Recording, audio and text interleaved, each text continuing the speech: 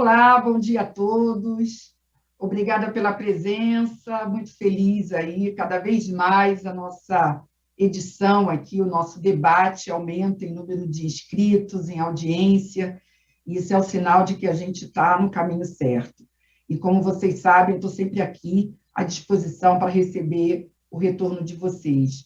Hoje nós estamos trazendo um tema que não costumamos falar, pelo menos não dedicar um programa inteiro a esse tema. Nós vamos falar de risco e segurança.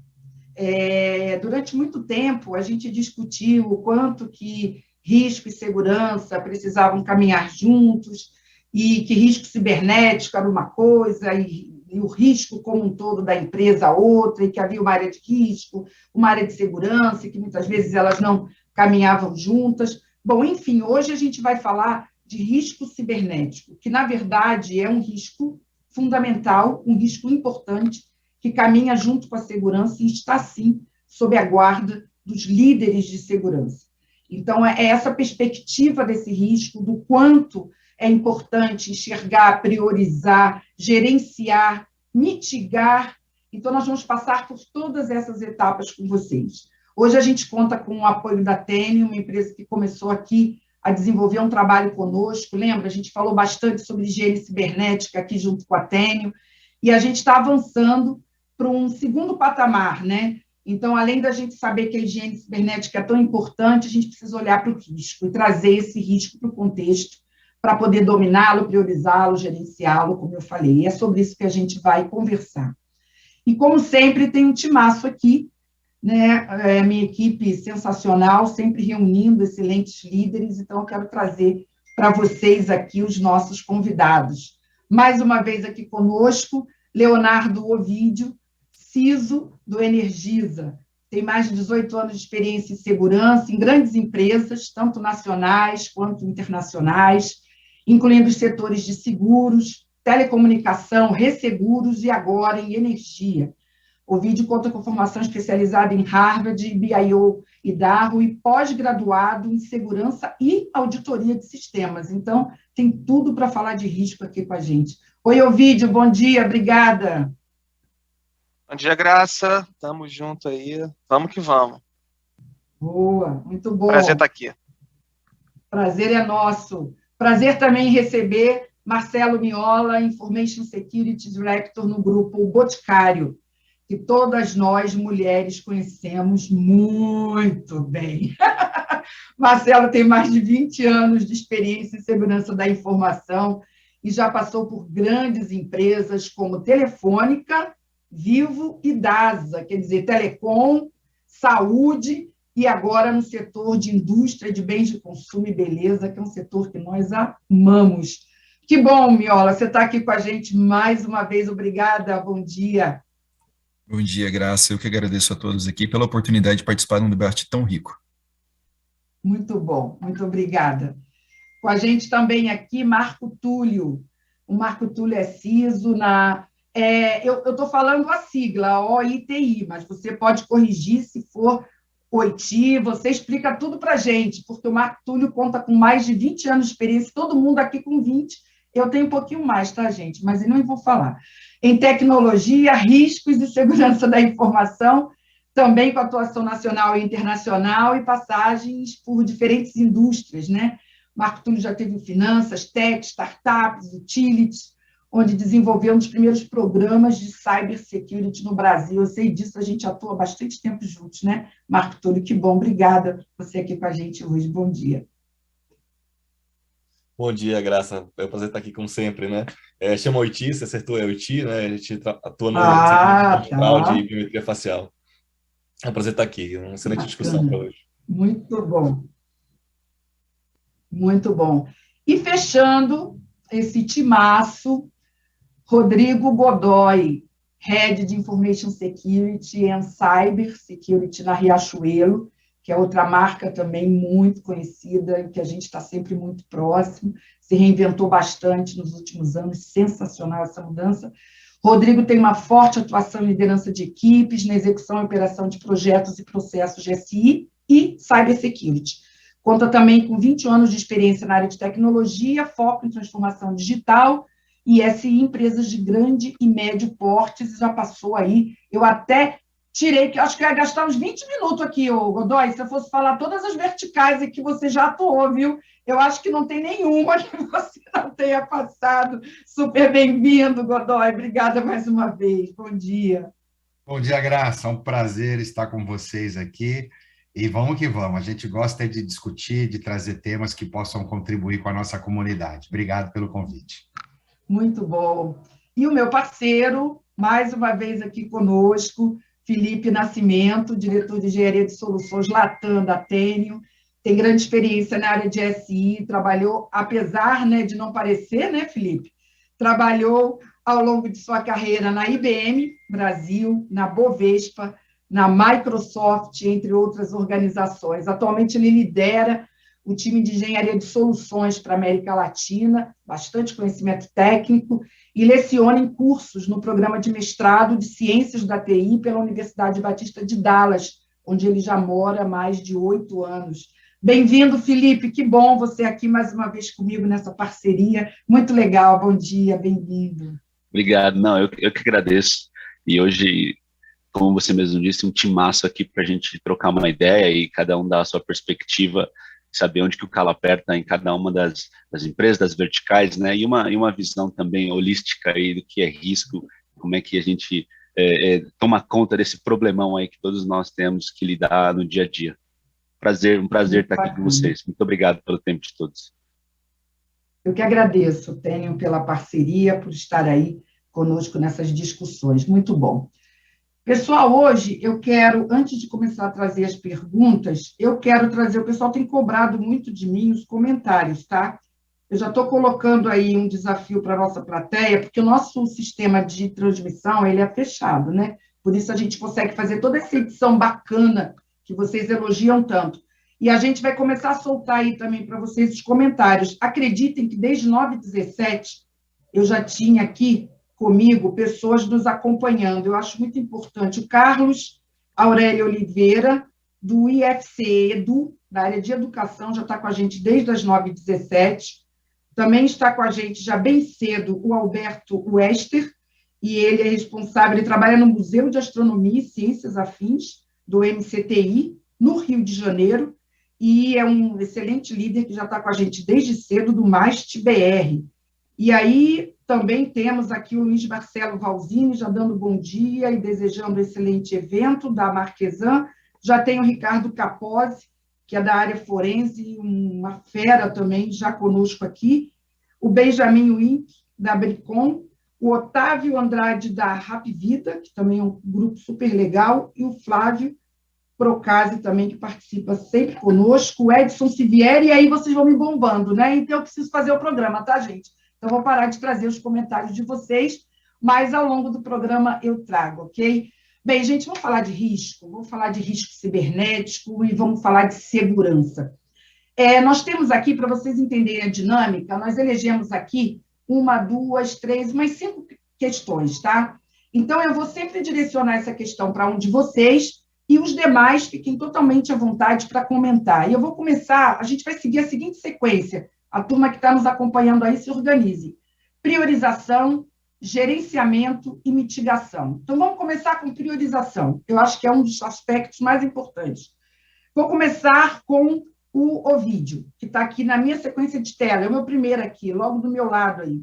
Ovídio, priorizar risco é um dos primeiros desafios diante de tantos riscos cibernéticos hoje, tantas questões e tantas joias da coroa, que precisam, vocês adoram essa expressão, tem que proteger a joia da coroa, mas quantas joias tem aí na Energisa para proteger em um vídeo? Como priorizar isso?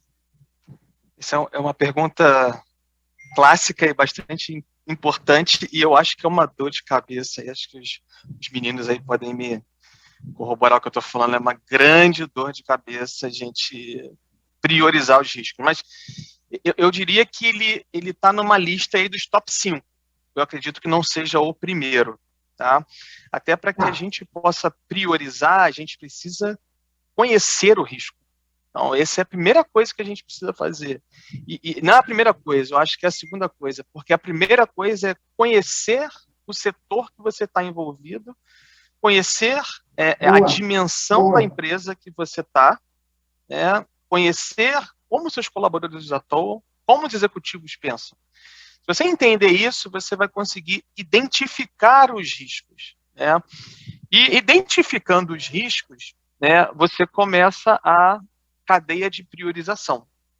E aí, quando você começa na cadeia de priorização, e que é um erro muito comum dos CISOs hoje, é achar que eu conheço do negócio de energia, já trabalho há 10 anos e eu vou determinar os riscos. Os riscos eles precisam ser, inclusive, colegiados com as áreas de negócio. Então, quando você tem esse colegiado com as áreas de negócio para determinar quais são os riscos da companhia e, consequentemente, quais são as joias da coroa, aí você começa a priorizar. E a priorização do risco, ele também precisa ser feito em colegiado. O CISO sozinho, ele pode ter a tendência ainda de ter um risco técnico mapeado. E, às vezes, o risco técnico mapeado não é o risco que, de fato, a organização ela quer traçar. Até porque, eu estava até, uma das anotações que eu fiz aqui, uma frase muito clássica em alguns comitês que eu participo, que hoje, cyber risk is a business risk, ou seja, riscos cibernéticos são riscos de negócio. Não dá mais para poder achar que os nossos riscos eles são 100% técnicos. Eles não são 100% técnicos, mas eles também atingem a tecnologia. E um outro ponto também que eu vejo nessa questão da priorização é muitas pessoas confundindo também maturidade com riscos. É um ponto que eu queria trazer também para a discussão. Maturidades versus conformidades versus riscos. Muitas vezes as prioridades elas são em relação a uma medição de maturidade que foi feita no framework ou algum tipo de regulamento que é feito por uma agência regulatória, mas aquilo não quer dizer que são os principais riscos da companhia. Isso é um erro muito comum, inclusive. Você pode ter um nível de maturidade muito baixo num tema, mas ele não ser sua prioridade em relação ao risco cibernético. Ou você pode ter uma situação que você precisa estar regulatória, você precisa estar em conformidade, mas estar em conformidade também não quer dizer estar em segurança. Então, eu acho que tem um ecossistema, eu diria que tem um ecossistema aí de riscos, em relação à priorização. Então, só para fechar o meu discurso, eu acredito que são três, eu acredito que seria aí a terceira ou quarta coisa a prioridade. A primeira seria conhecer bem o negócio, navegar bem no negócio, eu acho que é importante. Sim. É muito importante a gente ter essa visibilidade, não só da área de tecnologia, mas da área de negócio especificamente, seja operacional, seja, enfim, esse tipo de situação. Depois, identificar quais são os riscos, e aí priorizar, de fato, os investimentos e tudo mais. E aprender a conviver com riscos. Tem riscos que precisam ser assumidos e tem riscos que são residuais também. Então, a prioridade, eu acredito que é um tema bastante importante alinhado a esses outros pontos. Perfeito, Ovidio. Os pontos que você levantou, eu nem vou precisar fazer essa amarração, porque você fez no final para ganhar tempo. Eu vou deixar aberto para os nossos participantes. Quem gostaria de complementar a questão da priorização, que eu acho que todos vão querer passar por ela. Então, deixem aberto aqui. Miola, Martúlio, eu posso. Boa, Miola. Eu posso. É sempre clichê a gente falar disso, mas cada caso é um caso. É o que o Ovidio comentou, cada empresa vive uma realidade diferente. Seja de digitalização, seja de estratégia, Então, no final, acho que todo mundo está olhando para... É óbvio, que ser vítima de um cyberataque é muito ruim. E ninguém quer ser vítima de um cyberataque. Mas é pior ainda quando a causa raiz é um problema conhecido, é um risco conhecido, é um problema conhecido, acho que dói mais, Então, o que eu só complementaria aqui o vídeo, é que para mim, o problema se divide bem simples, se divide em três mundos, Aquilo que, eventualmente, eu sei, eu conheço, eu sei que existe e eu consigo mensurar. Então, eu sei que o problema existe, sei o tamanho do problema, que é o que eu chamo de primeira ordem aqui, onde a gente vai mitigar, vai escolher o que vai mitigar, né? Falando, cara, isso aqui eu posso escolher porque eu conheço muito bem o tamanho do problema. Num segundo momento, aquilo que eu sei que existe, mas eventualmente eu ainda não consigo mensurar, né? Eu vou dar um exemplo, né? Eu sei que existem cyberataques na indústria, mas eu tenho o tamanho, eu sei o tamanho do problema nisso hoje? Não, eventualmente eu posso não saber, né? Então aqui eu tenho que investir em dar visibilidade, porque não adianta falar em mitigação de algo que eu não enxergo, né? É tentar me defender de tiro que eu não sei de onde está vindo, né? É meio esquisito, né? E numa terceira ordem, aquilo que eu não tenho visibilidade, né? Então a gente pensar também naquilo que eu não enxergo, né? Eu nem sei que existe, né? Mas que está ali, eventualmente fora do escopo de atuação direta da minha empresa, mas que eu tenho que ter algum plano de mitigação e contingência, né? Então a gente fala por exemplo, de ecossistema digital, né? Então, por mais digitalizado ou menos digitalizada que minha empresa seja, né, em algum momento eu vou tocar um parceiro, né? E esse parceiro pode ser vítima de um cyberataque, esse parceiro pode ser tão crítico na minha operação que se ele parar, eu também paro. Né? Então, como é que eu ganho visibilidade e consigo atuar eventualmente nesses riscos de ataque cibernético quando eles até estão fora do meu escopo, né? Fora da minha atuação direta, mas que eu não posso deixar de olhar também. Muito bom, excelente.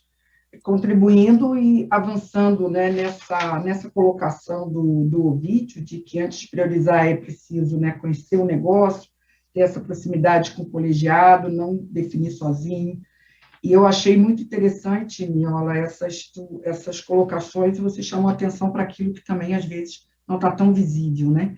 Eu acho que é muito importante isso para você priorizar risco. Muito bom. Marco Túlio, gostaria de complementar, Marco? Claro, vamos lá. Eu gosto de quebrar esse tema em basicamente duas torres, né? Eu acho que a torre do impacto, né? A magnitude do impacto, que aí é muito, muito mais de conhecer o negócio, entender o que é que está, né? Como a empresa funciona, quais são as principais linhas de frente, os principais produtos, enfim, serviços, e você entender quais são os potenciais impactos, né? E aí vai levar para uma discussão até eventualmente financeira, reputacional, enfim. É um lado da equação, um lado da torre, né? Do outro lado ainda quebraria em dois, né? Esse outro lado que é um lado de, puxa, que ameaças, né? O que grupo de ameaças me afetam, né? Ou me colocam em risco. Então, você tem diversos cenários para diversos tipos de empresas, né? Quando a gente fala de perfil de risco, de entender do negócio, de entender, né, o que pode te afetar, é você entender ali que, puxa, será que é um competidor? Será que é um insider? Será que é um malicious insider? Ou seja, alguém que está dentro de casa maliciosamente ali, que pode afetar alguma operação, algum tipo de serviço crítico, enfim. Ou, cara, nation state, enfim, empresas de fora que estão no Brasil, que tem essa preocupação, né, de cyberwar e outras coisas, também é importante de entender, né? E aí, nessa quebra, né, nessa segunda quebra, o que tem também do outro lado? Quais são os principais gaps? Você entende quais são os gaps que você tem, né? Vai te ajudar, né, a direcionar qual dentro desse perfil de risco, desse teu mapa de risco, o que você vai atacar, né? Porque quando a gente fala de gestão de risco é isso, né? Entender que nem tudo você vai conseguir mitigar no primeiro momento, ou no segundo, terceiro, né? Mas se você aceitar alguns riscos, você transferir outros e ver qual a melhor estratégia para o teu portfólio de risco. Até pensando no apetite de risco da empresa para aquele momento. Porque isso também vai mudar conforme a empresa ganha maturidade, ganha atração, ganha escala e tal. Então, entender esse momento versus o apetite de risco e usar dessas ferramentas para, como o colega falou também, de conscientizar, para entender ali e você ter mais ferramentas que não você próprio, enquanto área de segurança, para identificar riscos, acho que é o ponto bem importante aí nessa jogada. Muito bom quando você traz também impacto, né, que tem que ser medido.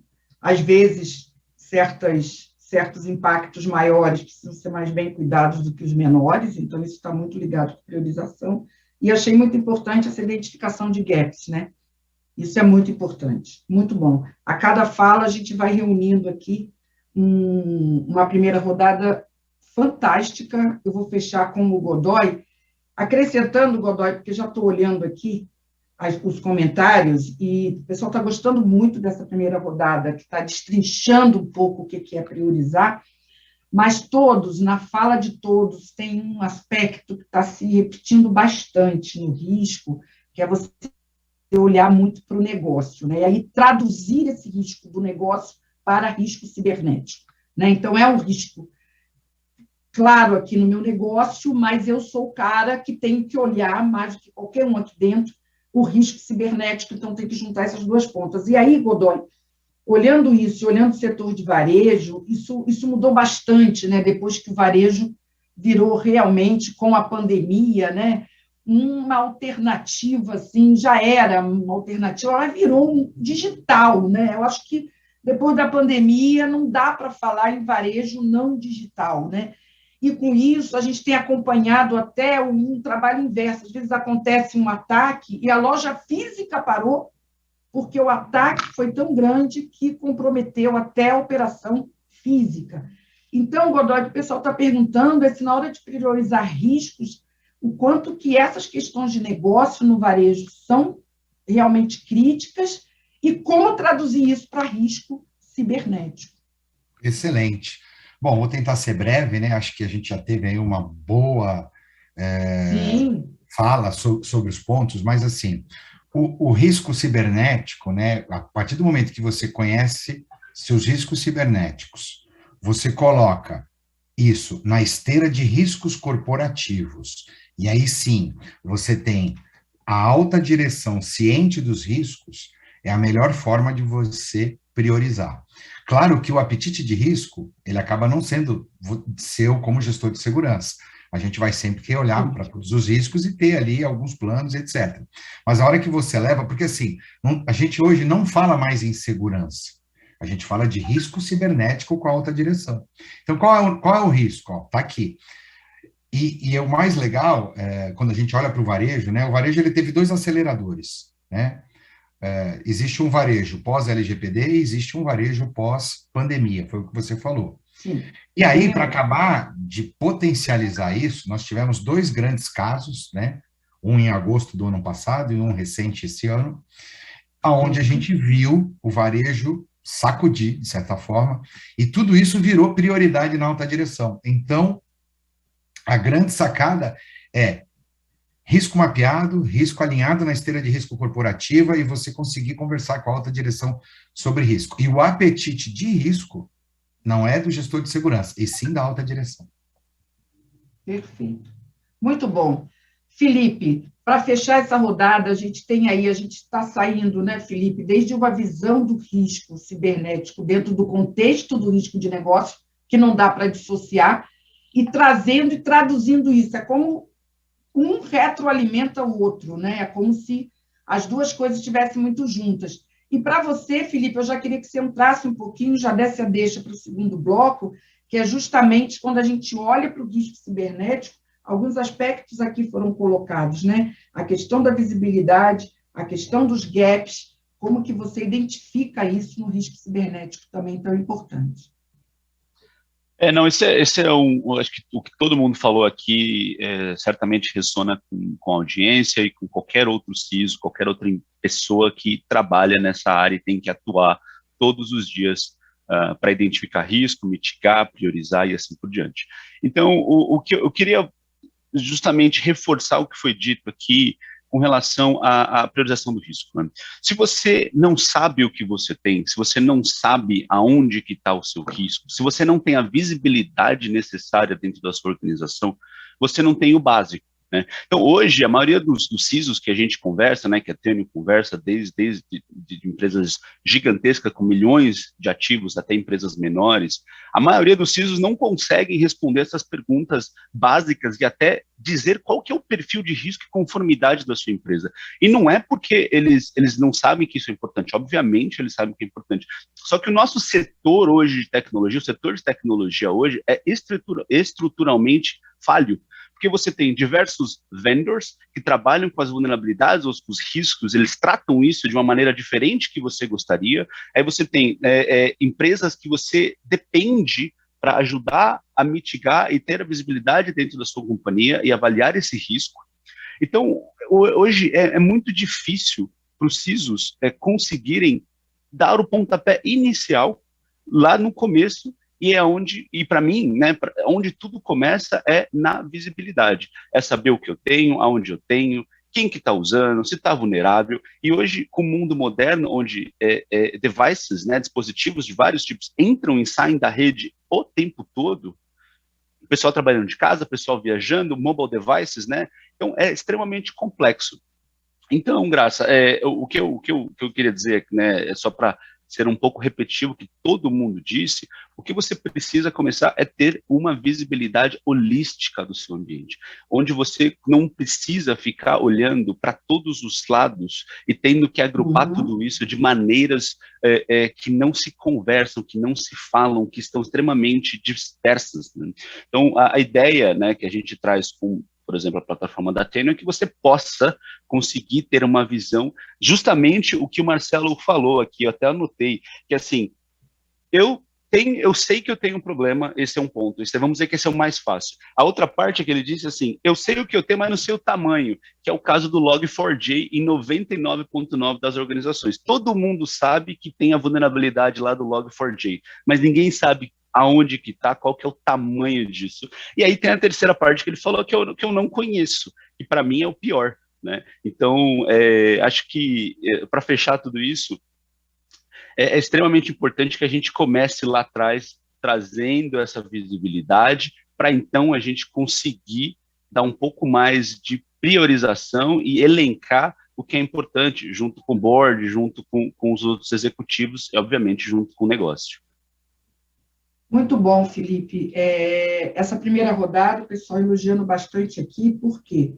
Porque cada um de vocês trouxe, né, aspectos fundamentais para você ter essa visão de risco e priorizar, olhando para tudo, né? Desde o negócio, desde o aspecto do setor em que a empresa atua, depois trazendo para dentro da organização, envolvendo todos os atores desse processo, porque o risco não é só da segurança, depois olhando para dentro da área cibernética e identificando esses riscos, e depois mapeando, tendo a visibilidade, e o Felipe finalizou trazendo os aspectos mais relacionados realmente ao modelo, à visibilidade, à necessidade de você ter esse controle. Então, eu acho que vou passar dessa priorização, e aí, pessoal, as perguntas que vocês ainda estão trazendo sobre priorização, só para vocês terem uma ideia, tem tudo a ver com o que você está falando. O Rodrigo Raia, da Porto Belo, fala exatamente nisso, né? Concordo com o Miola, identificar os gaps, Miola, realmente é difícil, e eu acho que aí realmente tem que trabalhar e engajar o ecossistema. Gostei muito da colocação. Outra colocação importante em relação ao que o Felipe colocou é do Marco Antônio Morelli, perfeita essa visão de prioridade, Felipe, mas concordo com você que a questão da visibilidade hoje está pegando muito dentro das áreas de cyber, porque aumentou muito, né, o espectro também nesse novo cenário. Então, pessoal, eu estou trazendo vocês aqui algumas questões de prioridade, eu tento trazer mais para o final. Vamos pular para o gerenciamento, tá? E aí eu vou inverter um pouquinho o início aqui.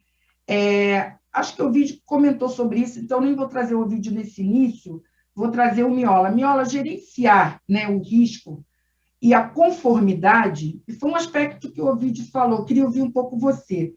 É desafiador, né? Então, como os CIOs conseguem ter visibilidade, controle completo de todos os dispositivos nesse cenário distribuído que a gente está vivendo, né?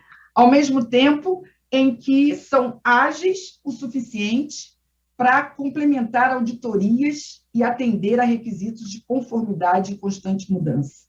Então, assim, eu acho que essa pergunta nossa do gerenciamento, ela é muito importante, porque aí a gente coloca elementos, né, que são fundamentais: cenário distribuído, agilidade e ainda as auditorias e os requisitos de conformidade nesse miolo aí.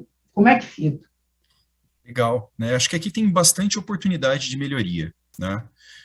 Tá. Eu vejo as empresas usando conformidade como um fim nela mesma. Eu vou fazer conformidade por fazer conformidade, né?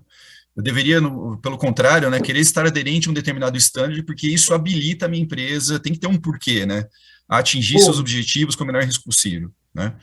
No entanto, eu imagino que para isso ser verdade, a priori, nessas atividades de gestão de risco e maturidade cibernética deveriam ser executadas sob duas condições, né? Se e somente se, né? Há um profundo conhecimento técnico das dores, né, existentes da tua empresa e da estratégia. E para onde a gente precisa caminhar, né? É possível, nesse momento, de fazer uma gestão desses riscos cibernéticos, da conformidade e maturidade, usar uma consultoria externa? Sim, né? Porém, esse distanciamento, né, o output disso, tende a gerar recomendações mais genéricas, né, e muitas vezes distantes e ter um resultado mais prático, né? E por que isso acontece no final do dia? Porque a digitalização levou as empresas a terem cada vez modelos mais únicos e peculiares, né? E esse modelo de entrega de serviço de consultoria em escala industrial não tem espaço, não tem tempo, não tem investimento para profundidade nas análises. Eu preciso dar recomendações e seguir a vida frente a um determinado standard, né? Na minha visão, né, falando de gestão do problema, essa gestão conflituosa entre o que o time de segurança conhece de dores, né, e eventualmente o que uma área de riscos traz, né, de forma ad hoc ou pontual sobre novos riscos de cibersegurança, ela tende a gerar conflitos do que priorizar e o que não priorizar, justamente por essa questão. De um lado, tem o time de segurança com muita profundidade técnica, trazendo quais são as dores que afetam de fato a cibersegurança, né? Por outro lado, um padrão de conformidade sendo exigido, né, que muitas vezes não conversa com a realidade, com os objetivos da empresa. Não tem certo ou errado aqui, mas tem o correto é ter esse mix. O que eu acho que não pode faltar nessa fórmula, né, é que, para mim, esse tipo de atividade precisa ser executada com o time interno e com o máximo possível de inteligência e automação, né? Todo dia parece que tem uma nova vulnerabilidade, parece que vai implodir a nossa empresa, né? Pô, cara, é o Log4j, né? Enfim, é o ataque no parceiro, no colega que teve um cyberataque. Então, Exato, dar uma resposta rápida e visibilidade, mitigação rápida em cima desse cenário é difícil. Boa. Automação e inteligência ficou aí também com dois aspectos importantes. Quem mais pode comentar sobre essa pergunta? Ovidio, vou trazer de novo para você, porque você foi um dos que falou sobre conformidade, né? E aqui a gente jogou sobre essa questão, esses aspectos de visibilidade, né, agilidade e também esse controle, né, de dispositivos num cenário distribuído. Então, são 3 elementos aí nesse contexto, né? Então, seria legal você poder falar um pouquinho sobre esse tópico. Legal, até muito alinhado aqui que o Miola falou, que eu tinha até colocado também na minha primeira conclusão, é que assim, a conformidade, muitas vezes, ela pode tirar a nossa visão do risco real de uma organização. Por quê? Porque todo mundo fica muito preocupado em estar conforme, né? E você estar conforme, como eu disse, não quer dizer que está seguro, de fato. Uma das coisas de gestão de risco que eu acho que é muito interessante é você dividir os riscos em 3 cadeiras, né? E o Miola falou isso também, né? E na minha visão é o seguinte: na primeira cadeia, você tem que ter uma visão dos riscos técnicos. Você tem que ter uma área de cyber que tenha a visão dos riscos menores, riscos técnicos, um risco que, eu tenho o risco de ter um ataque de ransomware porque eu não tenho isso. E fazer um cruzamento com riscos de tecnologia. Não é só cyber, né? Quando a gente fala de ransomware, a gente fala de backup, a gente fala de inventário, a gente fala de uma série de outras questões. Esse cruzamento dos riscos ele é muito importante, porque muitas vezes a gente pega riscos mais operacionais e começa a ser cavaleiros solitários, fazer uma série de coisas que às vezes não considera exatamente o que precisa fazer. Outra cadeia de gerenciamento de riscos é o risco residual. Tá? É o risco que você conhece, é o risco que você vai aprender a conviver, mas vai tentar mitigar ele da melhor forma. Tá? E é o risco mais corporativo, aqueles riscos ali, né, muitas organizações já têm um risco corporativo. Por exemplo, top 10 riscos: risco financeiro e operacional, risco de cyber. Mas esse risco corporativo, quando ele não tem um desdobramento adequado, ele fica muito ali para inglês ver. Ele fica ali, não, eu tenho um risco, não, eu vou fechar um seguro de cyber, não, eu tenho um risco corporativo de cyber. Tá bom, mas o que diz isso? Onde é que está desdobrado? Esse risco de cyber, ele desdobra com o time de LGPD, ele desdobra com o time de TI, ele desdobra com o time operacional de cyber. Então, assim, eu acho que esses 3 riscos, e você trabalhando ali de forma paralela, mas ao mesmo tempo encadeado e cruzando, você consegue ter uma visão de risco no seguinte sentido: para você mitigar um risco corporativo, você requer muito tempo, requer muito dinheiro, porque eles veem o risco corporativo ele é visto muito em relação ao negócio como um todo. Mas você tem muitos quick wins que aí você minimiza, como o Túlio bem falou, o Marco Túlio bem falou, impactos. E o que é legal do risco é o seguinte, versus impacto. Por quê? Você, às vezes, tem uma ação muito pequena e muito tempestiva que você minimiza um impacto muito grande. E, às vezes, você tem uma ação muito grande, né, que até pode ter uma grande visibilidade, mas que não minimiza o impacto que aquilo pode acontecer. Então, eu acredito que essas 3 vertentes ali, você consegue ter tempestividade, você consegue ter velocidade, porque muito que eu tenho observado é que, quando você fala em riscos, e as pessoas às vezes ficam um pouco céticas em relação a isso, é porque os riscos eles acabam ganhando uma proporção tão corporativa e tão distanciada de ações mais efetivas que eles acabam caindo em descrédito. Então, assim, a gente precisa ter essa visão de risco muito próxima, tempestiva, né, cross, mas uma visão de risco corporativa aqui de fácil, porque assim, nem tudo é cyber risk. Né? Mas ele tem risco. Por exemplo, se eu tenho um risco de cadeia de suprimentos, ele pode ser não pode ser um cyber risk especificamente, mas ele tem critérios e correlações com cyber risk por uma série de outras questões. Acho que essa tempestividade é importante também para dar credibilidade aos riscos e identificar diversos impactos. Eu quero fazer o Marco Túlio, que foi citado também pelo vídeo, porque eu estou fazendo um link aqui com o que o Marco Túlio falou sobre gaps, né, que você tem que conseguir mitigar. Então, quando você está nesse cenário que a gente está trazendo agora, de gerenciar, que a gente já saiu da priorização e agora, ok, já priorizei, né, já segui alguns caminhos aqui para priorizar, agora eu tenho que arregaçar as mangas e começar a gerenciar isso, né? Então, nesse tópico dos gaps, Marco, muitos aqui estão questionando, né, como que você, que tem um pouco a ver com o que o Ovidio falou também, quando ele desmembrou os riscos, né, que é como você consegue gerenciar olhando para o cyber e para o negócio que você tem que atender, como é que você identifica onde estão esses gaps dentro do teu ambiente de cyber, né? Eu queria que você falasse um pouco sobre isso, porque muitos CISOs aqui que estão participando estão dizendo que aí está um desafio muito grande para o CISO, né? Porque fica com ele esse papel, né? Ok, ele pode envolver a autogestão, ele pode envolver várias áreas, mas na hora de olhar e traduzir o risco para o risco cibernético, isso é ele que tem que estar fazendo, ele que tem que estar à frente disso, né? Legal. Puxa, em primeiro lugar, parabenizar aí o vídeo, sempre setando o ambiente, né? Acho que é até legal começar por ele, que ele já dá uma aula sobre o assunto, né? Bem bacana o ponto que ele trouxe. Estou quase colocando aqui o professor. Fala, mestre!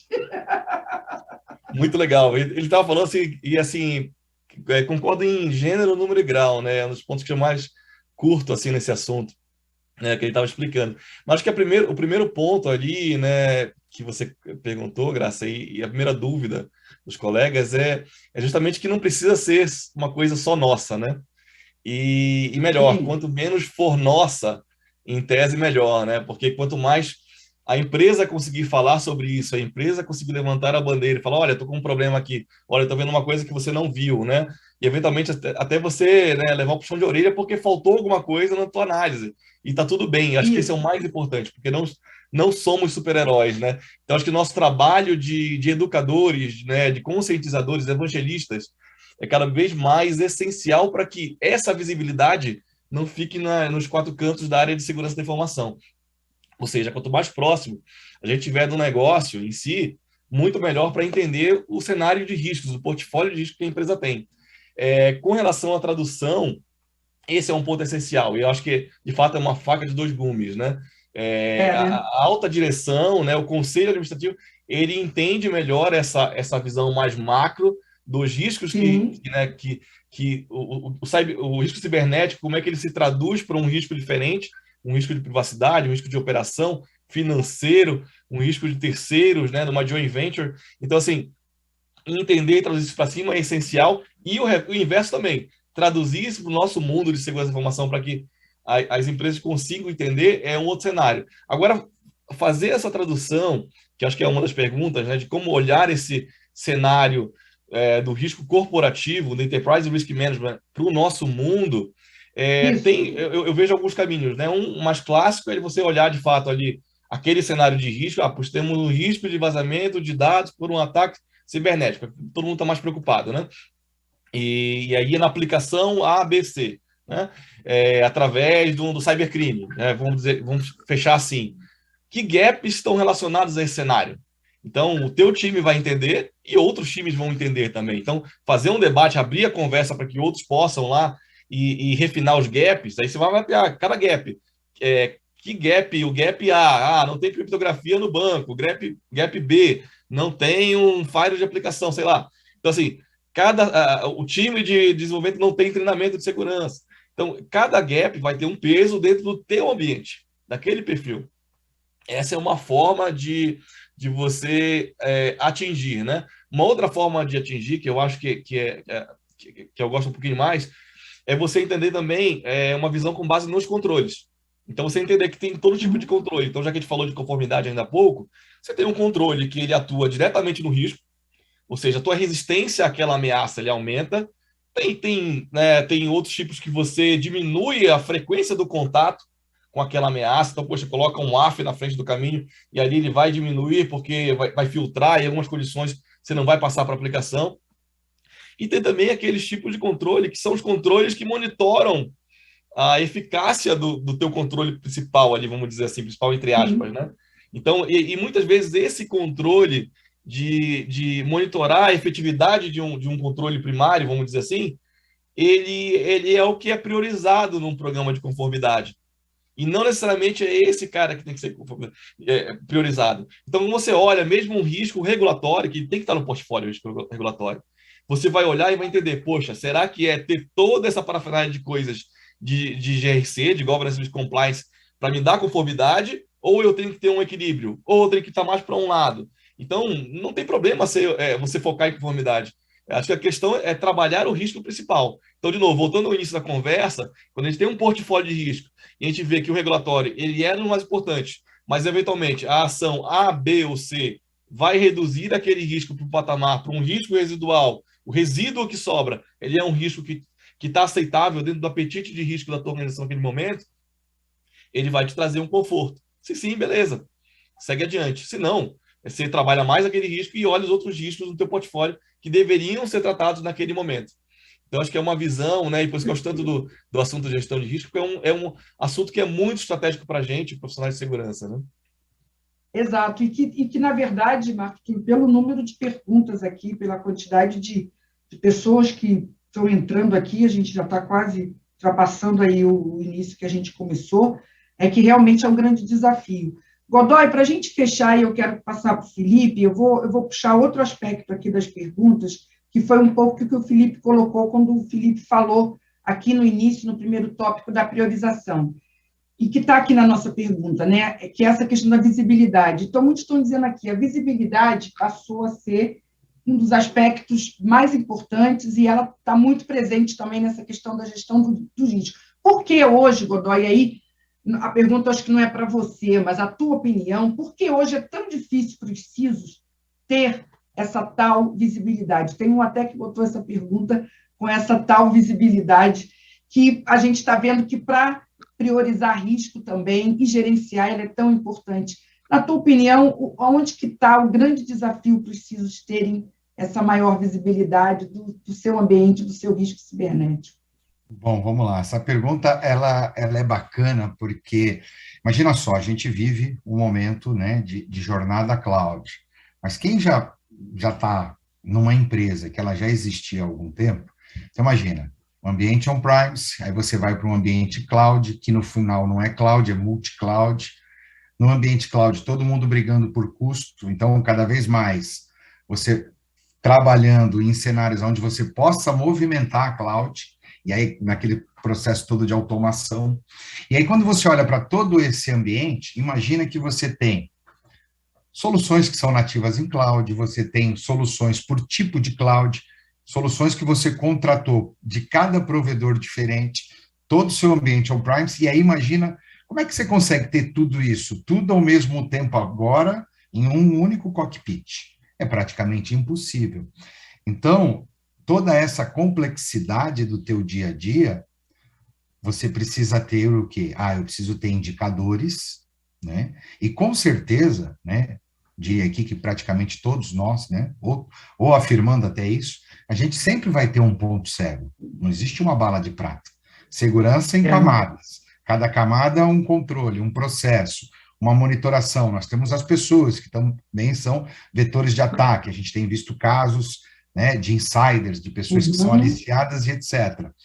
E com credenciais válidas e com acessos legítimos, né? Então, a visibilidade, ela é complexa, mas você tem que ter.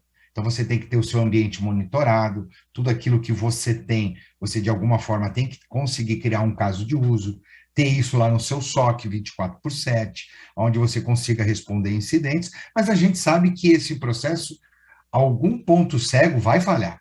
Isso a gente tem que ter na cabeça. Além de todos aqueles pontos que a gente fala aqui inicialmente, de risco de cibersegurança, que a gente já conhece, porque a gente não tem, às vezes, condição de mitigar 100%, ou por custo, ou porque você não consegue ter um processo adequado, porque tem uma regra de negócio, e aí a gente pode até envolver um pouquinho, não só de segurança, mas também de fraude no processo. E aí, toda essa complexidade, você tem uma responsabilidade de trabalhar em cima disso. Então, você começa a ir para o 80/20.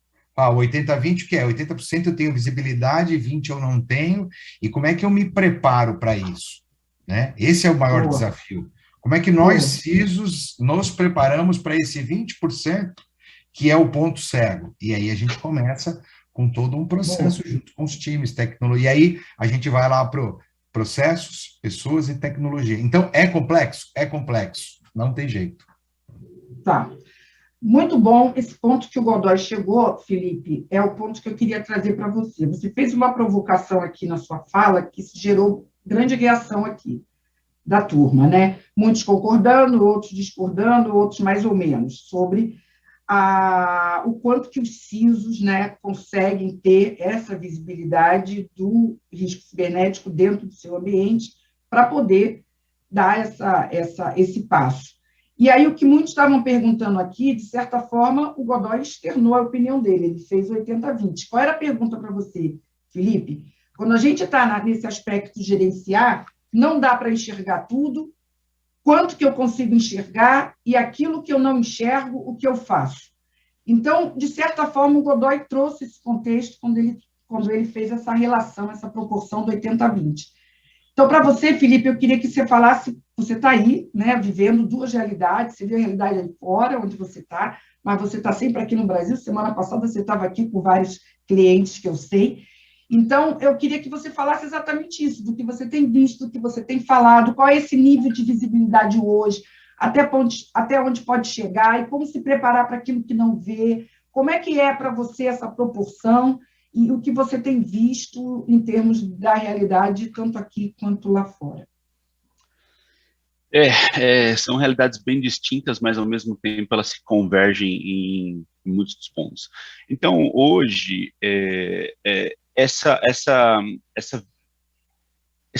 a gente está conformado com esse 80/20. Eu concordo com o que o Godoy disse, realmente essa é a realidade. Mas o mundo dinâmico de hoje não comporta mais uma realidade onde você consiga ver ou ter noção de 80% e não somente 20%. Então, acontece muito da gente ir falar com as empresas e perguntar quantos devices, né? Pense em tudo que é device conectado à sua rede agora, em tempo real. Quando você fala para um CISO, me fala aí, quantos devices você tem na sua rede? Eu tenho entre 10 mil e 12 mil, eu tenho entre 20 mil e 25 mil. Como que alguém pode estar ok com um gap de 2 mil devices, com 5 mil devices? E quanto mais você escala, maior é esse gap. E esse problema não é porque o CISO quer, obviamente. Isso é um problema estrutural. As ferramentas, do jeito que a infraestrutura, do jeito que as coisas foram construídas e são construídas, foram feitas para um ambiente mais estático, um ambiente mais legado. Não é um ambiente para suportar container, onde 50 máquinas, nodes, sobem em uma hora, na hora seguinte já são 600 e de repente são 20. Então, as ferramentas que as empresas estão acostumadas a utilizar e usar ela como para dar visibilidade não comporta mais o mundo dinâmico de hoje. Então, ter a visibilidade na empresa é essencial. E existem maneiras, como a solução da Teneo, onde você consegue ter a visibilidade completa da sua infraestrutura. Sei que parece um milagre, tudo bem, não tem problema. Quem quiser ver isso na prática pode me contatar, depois mandar um e-mail e aí a gente faz uma análise junto. A gente tem vários sistemas de análise de risco. Então, assim, hoje você tem devices em qualquer lugar, você tem multi-cloud espalhados por aí, você tem máquinas físicas, máquinas virtuais, você tem container, você tem Windows, você tem Linux, você tem Mac, você tem AX, você tem Solaris, você tem tudo hoje rodando dentro do seu ambiente, e você tem um monte de ferramenta espalhada tentando encapsular tudo isso para dar visibilidade. Então, quando você chega num CISO e fala quantas máquinas você tem, ele tem que pedir relatório de 5, 6, 7 diferentes equipes, consolidar tudo isso, validar tudo isso, para tentar, então, trazer um número redondo para você. Essa noção de visibilidade, aí o risco, né? Ele precisa começar na visibilidade, como diria lá os técnicos, vamos voltar para a prancheta. Eu não sei nem o que eu tenho, como é que eu posso analisar risco, como é que eu posso dar a priorização, se eu não sei nem o que eu tenho conectado à minha rede. Então, esse para mim é um ponto muito, muito crítico que a gente precisaria começar ali, saber, eu não quero mais ficar com esse negócio, eu tenho entre 10 mil e 20 mil, 10 mil e 14 mil, não dá mais para viver assim hoje em dia, né? E hoje as empresas estão acostumadas, e aí falando da Teneo, a gente hoje está em 50% das 100 maiores empresas do mundo, que a gente dá a visibilidade que isso precisa. Hoje a gente está em 5 dos 6 braços das Forças Armadas dos Estados Unidos, porque a gente dá a visibilidade que precisa, nos porta-aviões, nos jipes espalhados, em lugares, em bases remotas que tem espalhados. Então, assim, existem soluções que dão a visibilidade que você precisa. Não dá mais para ficar conformado com mais ou menos aí tem um gapzinho de 20%. Não dá mais. Felipe, obrigada. Muitos aqui estão querendo estender essa discussão, mas eu acho que a gente pode encaminhar para você, né, algumas perguntas, porque as suas falas estão sendo bastante provocativas e o pessoal, obviamente, quer entender mais. Então, pessoal, a gente precisa partir para o nosso terceiro e último tópico. Inclusive, me parece que o Godoy não consegue passar de 11 aqui com a gente, né, Godoy? Você tá aí para esse terceiro tópico, né? Mas foi bom, porque você deixou aqui a polêmica, os seus 80-20, tem gente que está falando aqui que é 50-50, tem outros que estão falando que é 70-30. Você mexeu com a turma aqui, Godoy. Eu acho ótimo que vocês estão sempre trazendo aí uma série de insights que são provocadores, assim como a fala do Felipe, do Marco Túlio. Eu fico fascinada aqui por essa interação, que eu acho que é a riqueza desse nosso trabalho aqui, do meu trabalho. Então, Godoy, eu sei que daqui a pouco você vai se desligar, obrigada. Foi sensacional sua participação, fazendo muito um esforço aí na sua agenda. Muito obrigado pelo convite. Muito obrigada. E o pessoal que continua aqui conosco, ótimos aqui, nós vamos para o terceiro e último tópico. Por quê? Que eu estou correndo um pouquinho, porque tem muitas perguntas aqui direcionadas para vocês que eu não queria deixar de trazer. Esse último tópico, vou começar pelo Marco Túlio. Marco Túlio, na mitigação, a gente já falou, né, Marco? Desde que a gente começou aqui o debate, a gente está falando sobre como mitigar, né? Mas eu vou até pular a primeira pergunta, né, que afetam, como identificar os riscos que afetam a organização sem depender de varredura. O Felipe também tocou nesse ponto, mas eu vou trazer esse: como reduzir a superfície de ataque gerenciando patches, atualizações de software e configurações em escala, porque o pessoal está trazendo essa questão aqui. De certa forma, o Felipe tocou nisso, o Godoy também. Quer dizer, dá para gerenciar tudo, os patches é tudo automatizado, as atualizações também, aí o risco diminui, os gaps diminuem. Como é que você vê, Marco, esse aspecto hoje, que é tão importante também nesse processo de mitigar riscos cibernéticos? Legal, acho que tem um aspecto que é puramente tecnológico aí, acho que está bem claro, e a gente tem que reforçar aqui a questão da higiene, né? Fazer higiene cibernética, acho que é um ponto que a gente tem que valorizar e sempre permanecer ali batendo na tecla, né? Porque temos que, de fato, fazer aí, né, patch management, vulnerability management e outras coisas, né? Isso, treinamento, enfim. Isso tem que estar sempre no radar e não pode sair muito aí dessa linha, né? Agora, eu acho além disso, e voltando um pouquinho à questão da conscientização, acho que é um outro aspecto também. Então, você não ser o único responsável pelos controles. Então, fazer com que a empresa olhe o todo, entenda e ela se sinta muito mais responsável pela ação do que você próprio, né? Do que você enquanto área de segurança. Então, enquanto todo mundo tiver ali comprado, educado, né? Treinado nessa campanha que é um programa, uma jornada de segurança, mais fácil vai diminuir ali né, a superfície do ataque, seja ela qual for, né? Lembrando ali, vinculando sempre ao nosso perfil de risco, que é o que a gente estava falando desde o início. Então, Graça, eu acho que o trabalho ele passa muito num trabalho de atuar com segurança a quatro mãos, né? Não ser aquela área que está ali defendendo uma série de atividades, né? Vamos dizer, numa esfera ali, na redoma de segurança e muito mais próxima das áreas, entendendo o que está acontecendo, fazendo com que elas provoquem, elas levantem algumas bandeiras e elas atuem, porque você não vai, de fato, ter visibilidade sobre tudo. De novo, aquela discussão sobre controles. Quando você tem um controle de visibilidade, é uma coisa, controle de prevenção é outra. Eventualmente vai ter um controle que é o controle de resposta, e está tudo bem, né? Atuar só nesse controle se for a capacidade que você tem para aquele tipo de situação. Mas quando a gente fala antes disso, entender os principais riscos e saber que o risco X você não tem visibilidade, né? Como, por exemplo, um risco de terceiro, você vai ter uma visibilidade menor do que uma visibilidade concreta ali dentro de casa, né?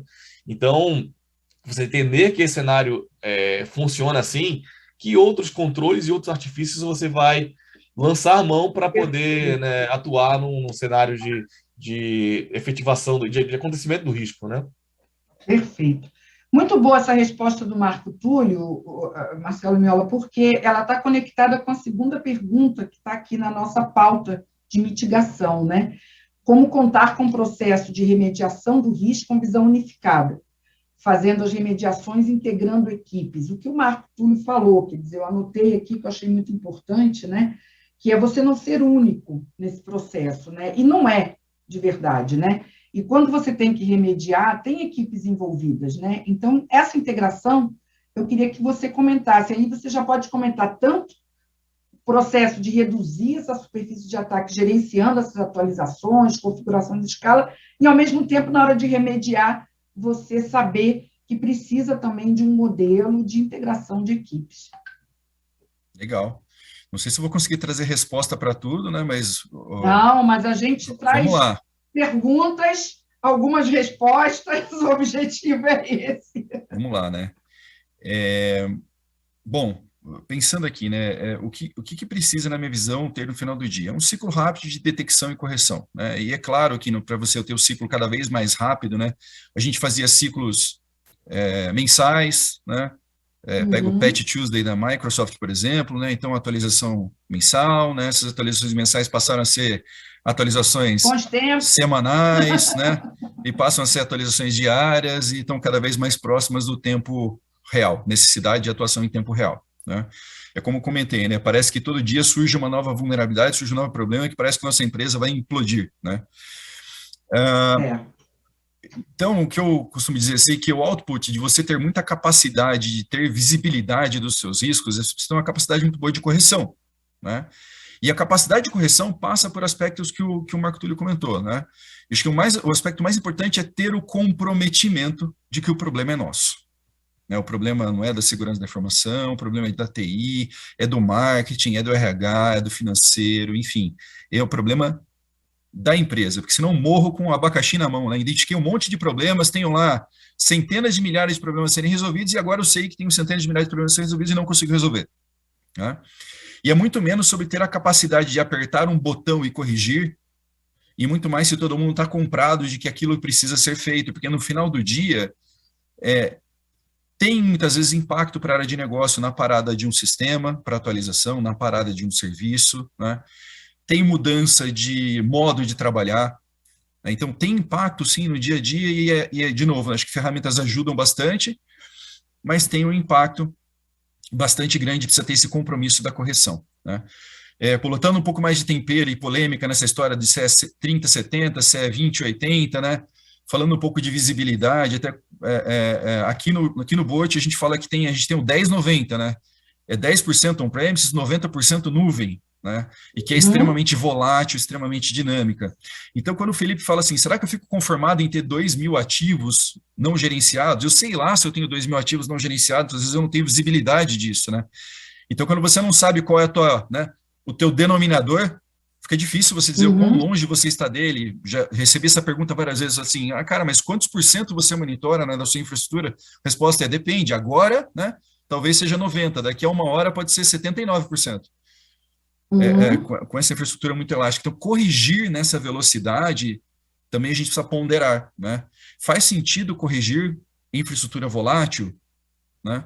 Faz sentido eu atuar em problemas, em coisas que não são, que não vão ficar ali de forma perene, né? Que elas vão existir, vão ser executadas, eventualmente não vão existir. Tem superfície de ataque e tempo para execução de um ataque em cima de uma infraestrutura tão volátil que muitas vezes dura 30 minutos, né? Então, tem que corrigir, mas precisa saber qual é a estratégia de correção. Para a nuvem, me parece que a gente vai para uma estratégia muito mais, uma estratégia diferente daquele que é um on-premises, né? Onde você sim detecta online, mas precisa tomar uma decisão muito clara se faz sentido atuar na correção ou se não faz sentido atuar na correção, dado a perenidade, né? E para aquilo que vai permanecer ligado 24/7, que não deve mudar, realmente ali não tem muito choro, tem que conhecer muito bem e corrigir, né, e emplacar uma estratégia de correção rápida. Perfeito. Muitas perguntas aqui. Pessoal, vou fazer o seguinte, para a gente realmente atender a algumas perguntas que estão fugindo ou trazendo um aspecto diferenciado, eu vou passar para o vídeo e depois para o Felipe para finalizar essa mitigação e a gente abre. Tem gente aqui que vocês não acreditam. Se não puder responder, eu não posso passar mais 15 minutos, mas, por favor, Graça, depois você manda minha pergunta para o Felipe, e aí, porque às 11 eu tenho que me ausentar. Fica tranquilo, Fábio Grossi, da Fundação Itaipu, que a gente vai encaminhar, sim, para o Felipe a sua pergunta, mas eu muitos querendo finalizar aqui a mitigação. Ovidio, nós temos 2 temas aqui na mitigação que eu selecionei, né? Um é reduzir essa superfície de ataque, gerenciando PETs, atualizações, e com isso diminuir o risco cibernético, e outro, contar com um processo de remediação que envolva e tem uma visão unificada. Então, queria que você comentasse sobre esses 2 aspectos na tua visão. Tá bom, acho que esse tema foi até bastante desenrolado aí, tanto pelo Miola quanto do Túlio e o Felipe também, né? Sim. E esse tema visibilidade ele é muito em voga, inclusive, né? Como é que você remedia? Eu acho que é uma das principais coisas que a gente precisa ter visibilidade, isso é indiscutível, mas eu acho que todo mundo tinha que ter na sua cartinha de risco de visibilidade, de falta de visibilidade em relação a isso. Eu acho que isso por si só já é um risco. Né? Verdade. Já é um risco. Né? E um outro ponto também é a falsa sensação de visibilidade. Isso é uma coisa que é muito importante. Porque muitas vezes a gente tem um parque tecnológico muito grande e isso pode dar uma boa falha de sensação de visibilidade. Por quê? Porque muitas vezes, né, apesar de termos um risco da falta de visibilidade, ter a tecnologia não garante isso. O que garante é ter uma governança apropriada das tecnologias. E quando a gente vê os ataques, as situações, a maioria são coisas assim mais básicas, né? E muitos já possuem tecnologia, mas a gente não consegue utilizar a capacidade geral das tecnologias. Então, acho que isso é um ponto bastante importante. E na visibilidade também, quando eu falo que ele é um risco, ele não é um risco técnico, ele é um risco corporativo, né? É um risco de cyber também. E o Túlio falou muito bem também que é o seguinte, você vai ter uma visão de riscos de parceiros, você pode fazer um diagnóstico neles e eles falarem que fazem tudo e não fazem nada. Você nunca vai saber daquilo especificamente. Né? Então, isso é muito complexo. E muitas questões também, né, você pode ter ali o parque tecnológico maravilhoso, mas se não tiver a visibilidade dos processos, né, se aquele processo ele é muito bom ou não, né, você acaba também não tendo uma série de gaps. E até o Godoy que tinha falado, e muitas dessas situações trazem fraudes e regras de negócio que viram cyber risk, viram risco de negócio.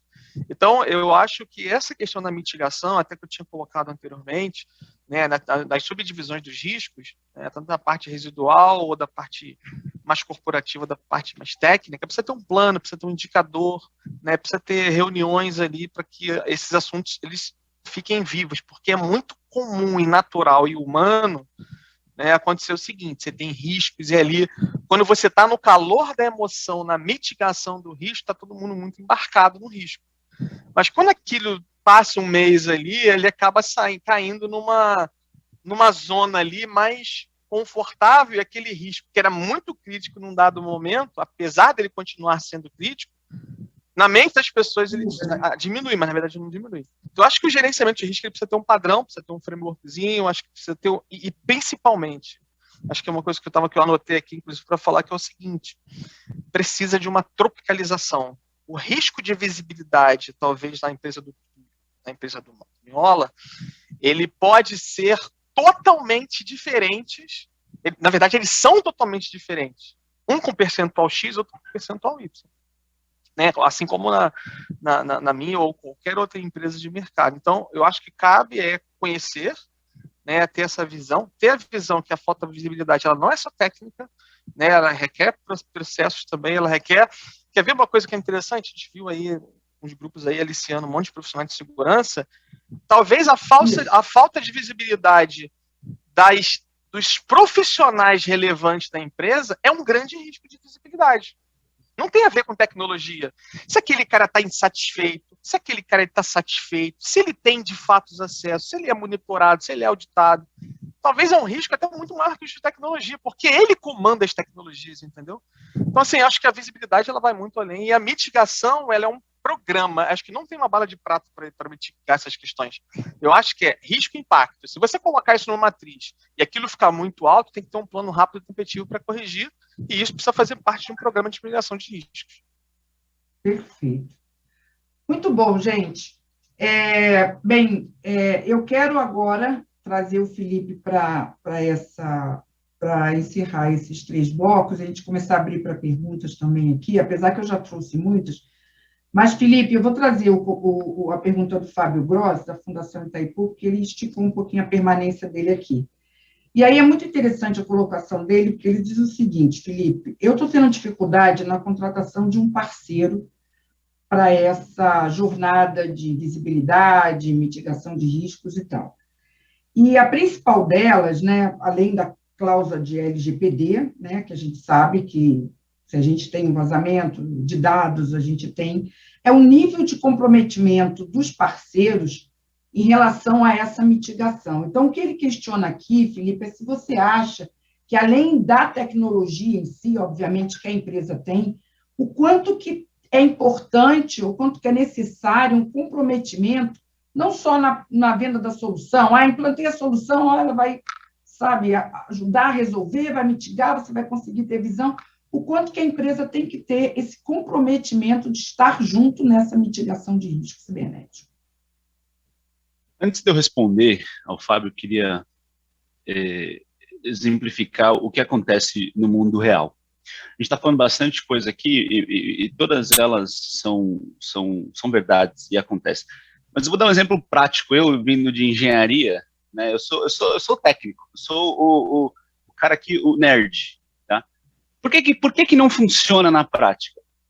Porque hoje está tudo quebrado em silos. Hoje, a equipe de segurança roda um scan de vulnerabilidade, verifica o que tem, quais são as vulnerabilidades, quais são as não conformidades. Ela pega tudo isso, de solução A, solução B, solução C, compila tudo isso, manda para a equipe de operação de TI. A equipe de operação de TI vai aplicar um patch, por exemplo, vai fazer um hardening no servidor. E a equipe vai lá, cria todos os pacotes, faz tudo o que precisa, manda entregar. As soluções que eles têm de entrega lá na hora de aplicar um patch, fazer um hardening, não funciona, porque eles têm uma heterogeneidade de devices. Você tem máquina em casa que não está conectada na VPN, você tem máquina na nuvem que sobe e desce o tempo todo, você tem servidores legados. Então, aí você manda para o cara de operação, a equipe de operação tenta fazer, fala que fez, devolve para a equipe de segurança. A equipe de segurança olha aquilo tudo e fala, olha, metade está feito, metade não está feita, a outra metade não sei se existe mais. Aí o auditor vem, pega tudo aquilo, tenta colocar tudo aquilo numa matriz, te aponta as auditorias, aí volta de novo o ciclo. É extremamente ineficiente. Então, o ciclo de correção dessa mitigação desse risco, dessas vulnerabilidades, e aí essas vulnerabilidades podem ser diversas, desde, por exemplo, uma escalação de privilégio, um movimento lateral. Então, quem tem acesso aonde dentro da organização? Que tipo de dados sensíveis existem nos laptops lá na casa do cara, onde ele não está conectado à VPN, por exemplo.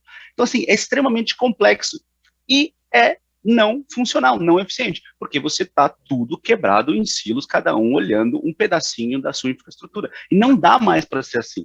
Então, quanto mais todo mundo aqui, né, todos os nossos palestrantes aqui, os painelistas, comentam, mais eu tenho certeza que a Tânio está na direção correta e ter uma plataforma de gerenciamento de endpoint e de segurança de endpoint, onde você consegue, com um clique de um botão, mitigar aquele risco, fazer o hardening, aplicar um patch em Windows, Linux, Mac, na casa do usuário, sem VPN. Então, é isso que a gente precisa. A gente precisa ter um sistema, uma plataforma mais moderna para que você possa dar a vazão necessária na mitigação de tantos riscos que acontecem no dia a dia. Então, sim, só queria trazer isso tudo, porque eu anotei bastante coisa que falaram, e é o que eu encontro em 99% das visitas que eu faço, tá? É como se ele estava aí no Brasil, visitamos vários clientes gigantes, e é sempre a mesma coisa. Eu não consigo mitigar, porque eu não tenho visibilidade, a equipe é quebrada, eu não tenho ferramenta, eu tenho uma ferramenta para Windows, uma para Linux, aí tem aqueles Macs lá, então é terrível, tá? Então, esse é um ponto que eu queria deixar bem claro. Acho que se eu pudesse ter só 5 minutos, seria esses 5 minutos que eu tive agora. E aí, tentando responder o que o Fábio perguntou, Fábio, isso. Você não pode confiar 100% naquela empresa. Eu entendo que é difícil. Ter um parceiro, você precisa ser auditor desses caras, não tem o que fazer. Você precisa ter, obviamente, bons contratos, e aí, claro, né, não precisa nem comentar, mas você precisa auditar porque só você sabe das suas dores. Então, assim, é aquilo lá, né? Os olhos do dono engordam o gado, né? Isso, e é isso aí. Na hora de cuidar ali da sua infraestrutura, você precisa auditar o que o seu parceiro está fazendo, só que você precisa ter soluções boas que te dá visibilidade e te dá a possibilidade de auditar isso em tempo real. Não é daqui um mês já mudou tudo. Daqui um mês já tem uma vulnerabilidade nova. Tá? Então, é complexo, Fábio. Eu não teria como te responder em alguns minutos. Perfeito. Mas, de qualquer forma, Felipe, você passou para ele uma coisa importante, que é, por mais que você tenha um parceiro, que esse parceiro, pelo nome, né, ele está junto com você, não tem como você abrir mão da tua, né, responsabilidade em relação à situação e de como você vai controlar isso. Pessoal, nós chegamos aqui num ponto crítico para mim. Para vocês, não. Para vocês está tudo bem. Para mim, tá. Eu tenho uma quantidade absurda de perguntas e um tempo pequeno e feras aqui, como todo mundo está falando. Pessoal, o que eu vou fazer aqui é tentar selecionar algumas que eu acho que são mais específicas, né? E com isso a gente tenta resolver um pouquinho aqui. Eu tinha selecionado aqui uma importante do Rodrigo Raia, da Porto Belo, que está aqui com a gente, colega de vocês. Para o Ovídio. Ovídio, vou pedir para vocês serem mais curtos nas respostas, ver se a gente consegue atender um pouquinho aí. Lutar contra acessos indevidos, mesmo dos insiders, é utilizar uma solução de segurança que trate comportamento de usuário na rede, detectar e reagir a isso manualmente, está ficando cada vez mais difícil. Quanto que você vê a facilidade de implementar esses modelos mais automatizados? Bom ponto.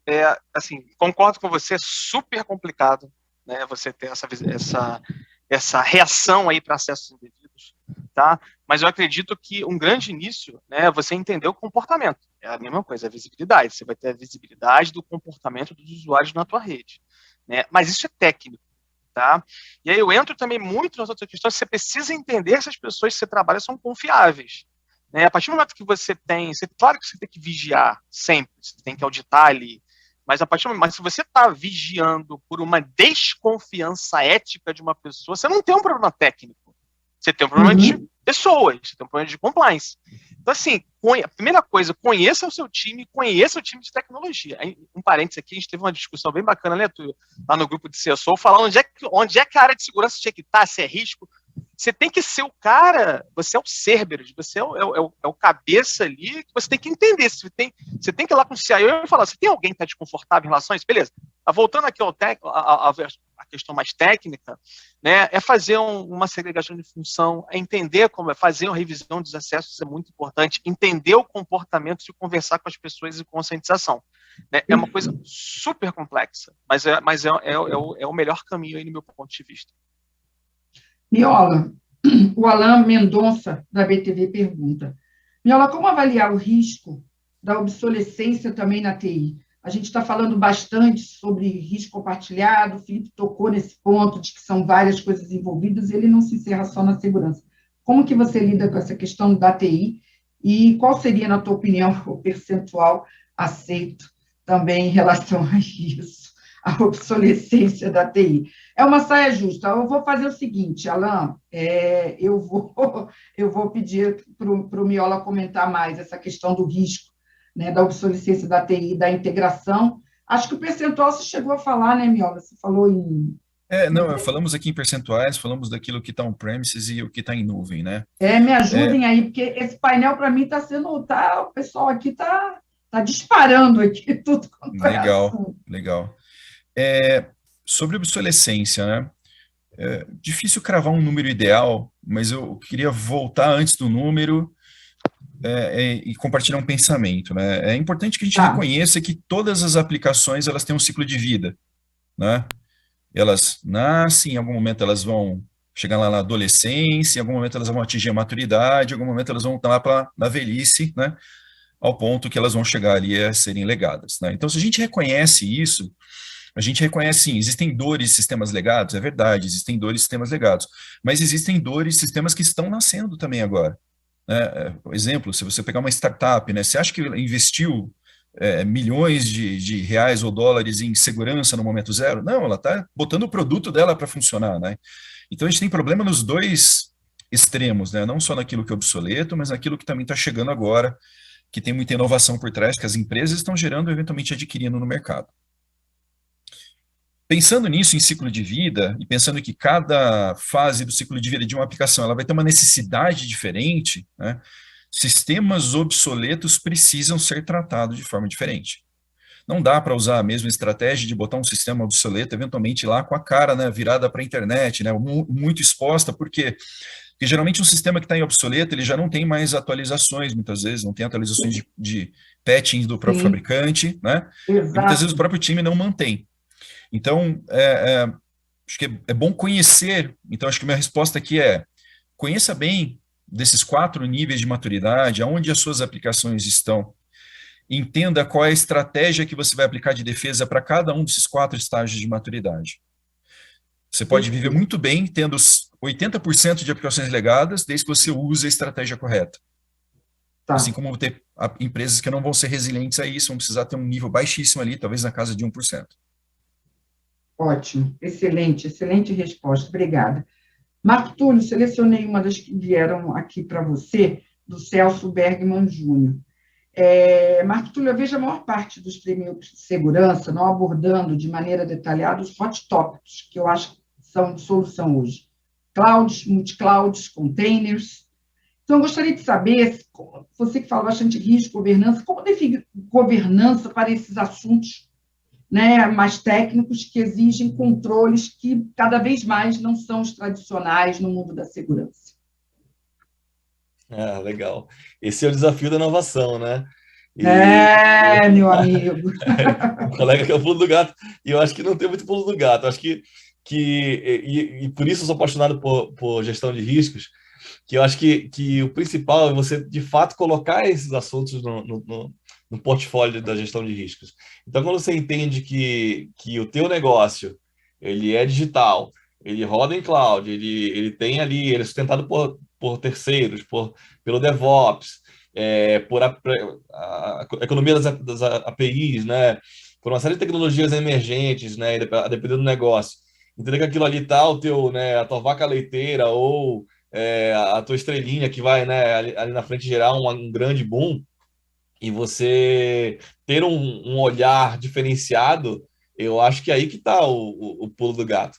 Porque, de fato, o desafio é... Eu lembro lá atrás, quando a gente falamos ali em segurança, né, do mundo dos sistemas de escada, né, ICS, Industrial Control Systems, sistemas de SCADA, né, de você falar, pô, colocar um programa para empresas de energia, você não vai no nicho e tem uma coisa pronta, você até tem, né, alguns frameworks, Exato. né, você tem que pensar ali como é que você vai olhar o todo do que o mercado pratica em outros segmentos, inclusive financeiro e tal, e como é que você vai incorporar isso para a tua realidade.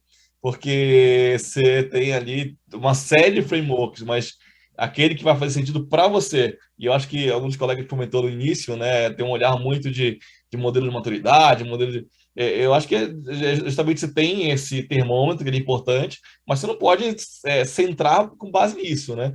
Você vai olhar os seus principais cenários de risco, ver como é que a tecnologia, a tua inovação de negócio, seja tecnológico ou não, está alinhada a né, a esse caminhar, essa jornada de inovação. E ali você pesquisar e ver como a segurança pode se diferenciar e se infiltrar nesse modelo novo para que o teu apetite de risco seja respeitado. Porque, de novo, o que Exato. está ali, se comprar um produto de mercado ABC para aplicar uma coisa é tranquilo, né? É difícil você pensar ali com um olhar de inovação, olhar tecnológico, olhar de negócios, como é que aquilo vai se encaixar para protegê-lo, né? É um grande desafio, não tem bala de prata, não. E talvez não tenha pulo do gato. Realmente é investir É, e pensar naquilo. mas é preciso exercitar isso, porque cada vez mais, né, Marco Túlio, esse processo de inovação, essa pergunta foi muito trazida aqui, né? Quer dizer, não tem como você resolver esses novos problemas se você também não pensar de maneira diferente, se abrir para outras soluções. O Oswaldo Modesto Silva Filho, ele faz uma pergunta aqui para você, as outras mais específicas, Felipe, que eu te encaminhar, mas essa eu acho importante para esclarecer. Esse processo de mitigação, que é cada vez mais importante dentro desse contexto de risco cibernético, também cria novas situações com essas novas soluções. Isso não traz também novos desafios, vulnerabilidade, capacidade de ter equipe que possa lidar com essas novas soluções. Como é que você vê isso, Felipe, hoje? Quer dizer, o cenário de inovação, esse contexto que você colocou de cloud, de containers, de tudo, né, difícil e silos, mas, ao mesmo tempo, também você parte, muitas vezes, para soluções que trazem outras dificuldades e outros desafios. Esse é um ponto que vai existir para o resto da vida, né? A gente inova, as equipes precisam se capacitar, e aí você tem novos desafios, e aí você resolve aqueles desafios, e de repente agora tem os containers, por exemplo, que já são as soluções legadas, não resolvem mais container.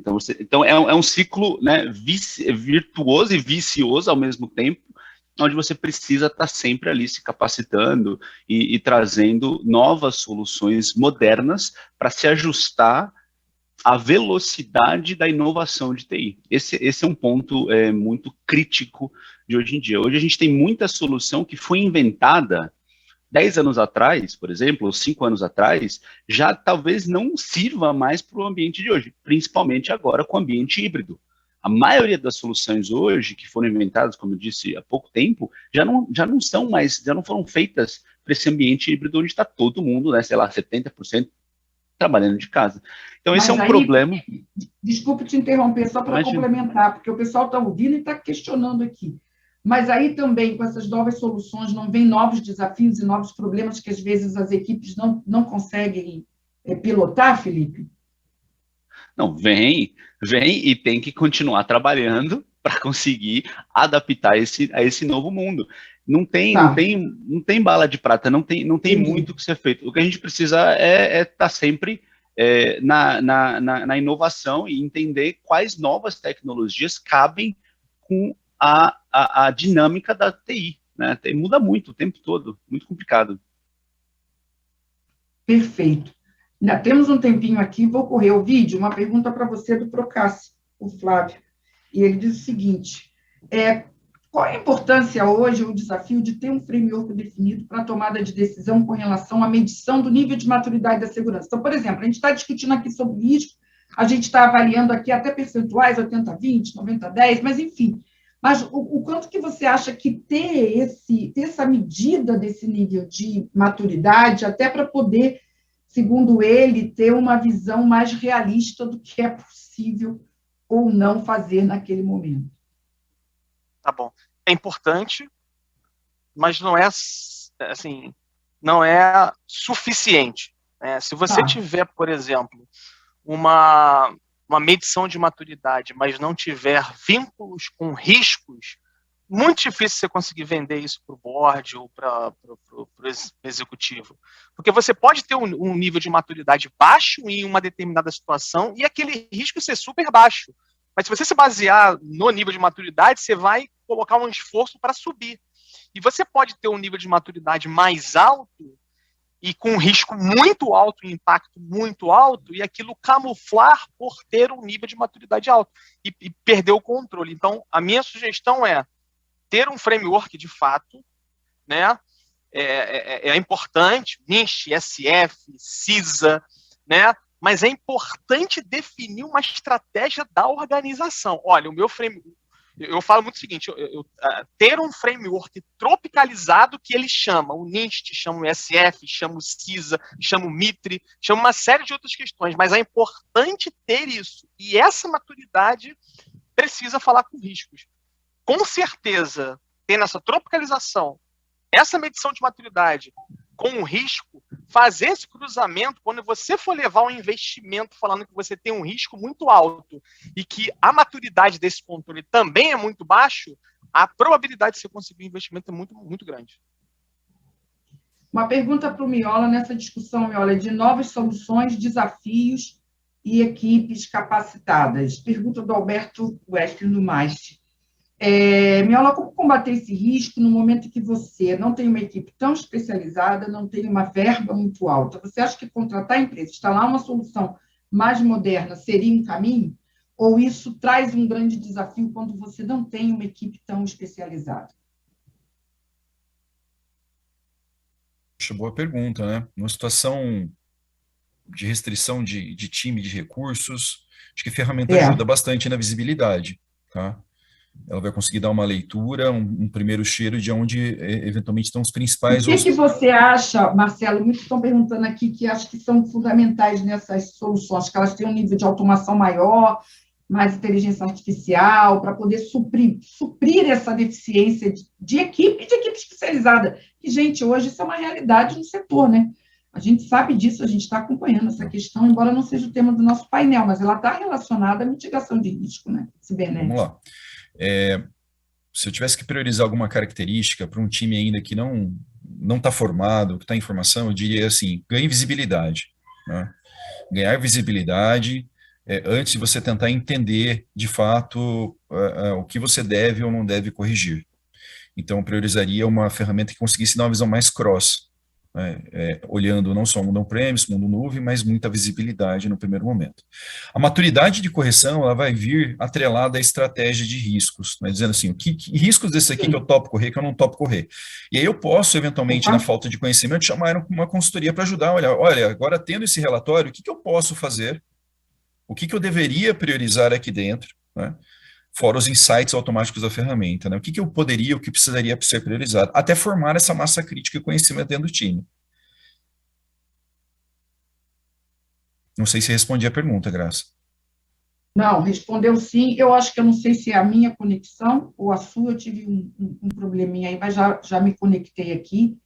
Pessoal, olha, chegamos num ponto aqui em que ainda tem perguntas sim, algumas, Ovidio, são específicas do teu setor aí de energia, tá? Eu acho que você, como um líder aí importante, assim como outros, óbvio, desse setor, o pessoal da Chesf aqui acompanhando, elogiando bastante, Ovidio. Então, quero agradecer, quero falar para a turma, Ovidio, você tem bastante seguidores aqui, que podem mandar, podem deixar que eu vou mandar algumas perguntas específicas, mas pode vou mandar já no LinkedIn. Já recebi umas 10 aqui no LinkedIn, pode ficar à vontade. Acho que o setor de energia ele é muito diferente. Tem uma realidade. Sabe o que o pessoal está cobrando única. aqui, Ovidio? Eu vou deixar para o Felipe também, olha, já faço logo o link. Tem que ter uma rodada só com esse setor aí, gente, para falar de risco, eu vou organizar isso hoje para a gente falar só do setor de energia, arquitetura escada, ICS e segurança em TA. Eu acho que é um tema muito relevante e muito pouco explorado ainda. Vamos sim. Mas obrigada, viu, Ovidio? Muito boa a sua participação, excelente, brigadíssima. Marcelo, muitas perguntas também aqui, obviamente, né, tanto para a indústria quanto para varejo, porque Boticário é uma empresa que atua, então muitos querendo entender um pouco isso, mas fugir um pouco aqui da nossa abordagem. Mas o Miola vai estar aqui mais vezes com a gente, se tiver alguma específica, eu mando para você. Obrigada mais uma vez, Miola, foi sensacional, muito importante sua participação conosco aqui. Eu que agradeço, Graça. Obrigado a todos os colegas também.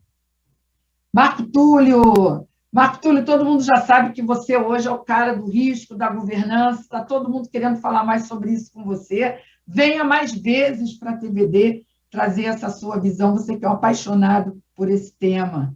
E a sua coluna também, que está bombando aí na Security Report.